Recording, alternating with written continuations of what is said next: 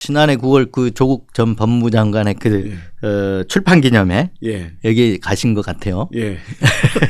가셔서 또 이게 가셔가지고 한 말씀이 또 지금 그것도 검찰에서 문제 삼고 있는 거죠. 무슨 말씀을 하시는데요? 제가 이제 초두에 말씀드렸지만 우리 조 장관님이 그 교수 계시다가 이제 민정수석 하셨고 마지막 직책이 법무장관이에요. 근데 이제 제가 마지막 장관이셨고 제가 검찰국장으로서 보좌를 했잖아요. 보좌를 한 후에 이제 제가 이제 장관이 그만두시는 바람에 이제 헤어지게 됐고 그 후에 서울대 교수도 파면이 되셨어요. 그런 과정에서 자연인으로 돌아가셔가지고 처음 그 낸 책이 DK의 눈물이라는 책인데 저한테 이제 와서 들으라고 하더라고요.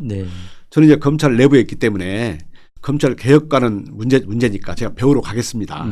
라고 갔죠. 방청석에 앉아 있는데 사회자가 저를 불러내서 덕담을 시키는 거예요.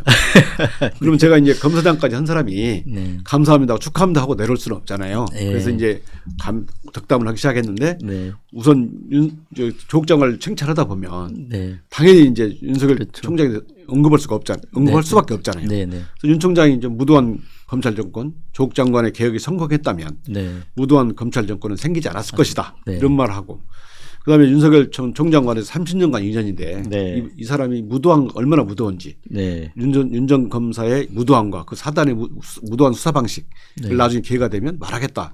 이렇게 하고 왔는데 그다음부터 뭐 징계한다 하고 해갖고 감찰 조사 받고 그랬습니다.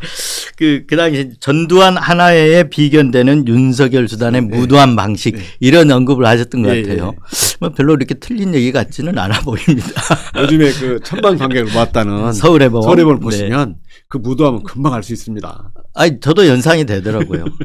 영화를 보시는 분들은 누구나 다 공감하시리라 이렇게 생각을 합니다. 그런데 그 이제 아까 말씀하신 무도한 방식의 그런 방식으로 수사하는 윤석열 사단, 검찰 내 윤석열 사단들이 핵심 요직에 있다는데 아까 하나회 갔다고 할 때 우리가 한 줌 안 되는 뭐 이런 표현도 쓰잖아요. 얼마나 됩니까 지금? 제가 구체적인 숫자는 제가 여기서 말씀드린 그런데 정말 한 줌도 안 됩니다. 대부분 검사들은 말없이 묵묵히 국민을 위해서 소임을 다하고 있죠. 근데 그 한 줌도 안 되는 분들이 검찰을 거의 장악하고 있다고 하잖아요. 그러면 왜 그렇습니까? 이제 검사들은 검찰에는 그 검찰의 핵심적인 그 요직이라는 분이 있어요. 이 보직이 굉장히 중요한데 이런 보직을 다 꿰차고 있다고 보는 거죠. 저는 윤석열 사단이 무도한 수사를 했다 이런 거 볼 때마다 서울이범 얘기도 하긴 했지만 최근에 그 돌아가신 이성균 씨 이 사망 사건이 되게 가슴이 아픕니다. 제가 검찰 수사를 받아 보니까 검찰 수사는 꼭 가는 게 수사와 언론이 같이 갑니다, 함께.